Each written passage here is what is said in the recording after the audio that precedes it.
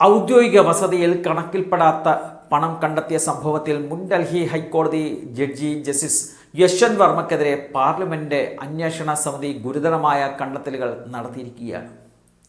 പണത്തിന്റെ സ്രോതസ് സംബന്ധിച്ച് വർമ്മക്ക് തൃപ്തികരമായ വിശദീകരണം നൽകുവാൻ കഴിഞ്ഞില്ലെന്നും അദ്ദേഹത്തിനെതിരായ ആരോപണങ്ങൾ തെളിയിക്കപ്പെട്ടു എന്നതാണ് റിപ്പോർട്ടിന്റെ ഉള്ളടക്കമെന്ന് പറയുന്നത്.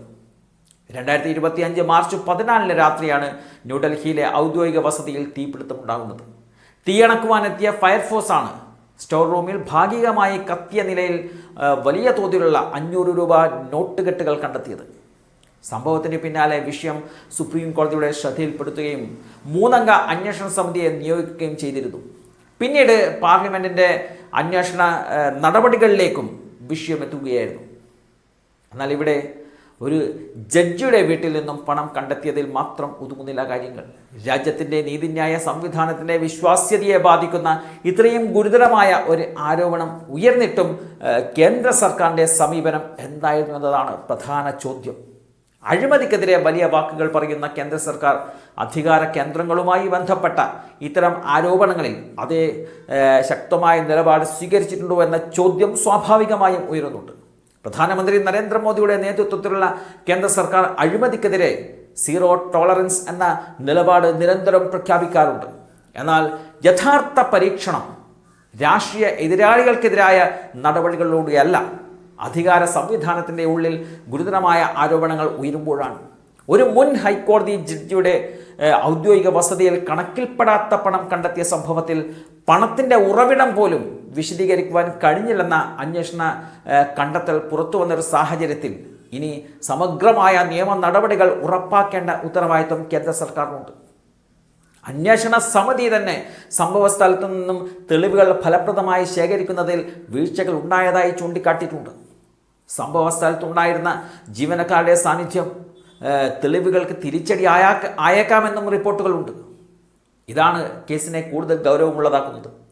പണം എവിടെ നിന്നെത്തി എന്ന ചോദ്യത്തിനൊപ്പം കണ്ടെത്തിയ പണത്തിൻ്റെ മുഴുവൻ ശൃംഖലയും തെളിവുകളും അത് എങ്ങനെയാണ് കൈകാര്യം ചെയ്യപ്പെട്ടത് എന്നതും വ്യക്തമായി പുറത്തു വരേണ്ട ഒരു കാര്യമാണ്.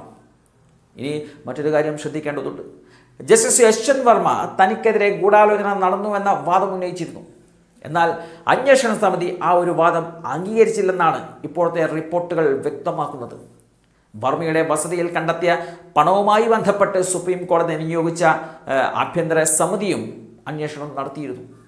അതുകൊണ്ട് ഇനി വിഷയം ഒതുക്കിവെക്കാൻ സാധിക്കുകയില്ല.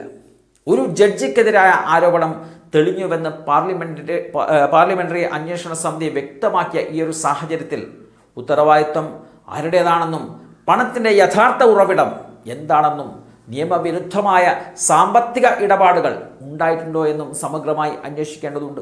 അതോടൊപ്പം സംഭവ സ്ഥലത്തെ തെളിവ് ശേഖരണത്തിൽ വന്ന വീഴ്ച അതുണ്ടായെങ്കിൽ അതിനും ഉത്തരവാദികളായവരെ കണ്ടെത്തേണ്ടതുണ്ട്. അഴിമതിക്കെതിരായ പോരാട്ടം രാഷ്ട്രീയ എതിരാളികളെ ലക്ഷ്യമിടാനുള്ള ആയുധമല്ല, അത് അധികാരത്തിൻ്റെ എല്ലാ തലങ്ങളിലും ഒരേ രീതിയിൽ നടപ്പാക്കേണ്ട നിയമമാണ്. അതുകൊണ്ട് തന്നെ ജസ്റ്റിസ് യശ്വന്ത് വർമ്മ കേസിൽ കേന്ദ്ര സർക്കാരിൻ്റെ അടുത്ത നീക്കം നിർണായകമാണ്. അന്വേഷണ റിപ്പോർട്ട് പുറത്തു വന്നതോടെ ഇനി മൗനം മതിയാകില്ല.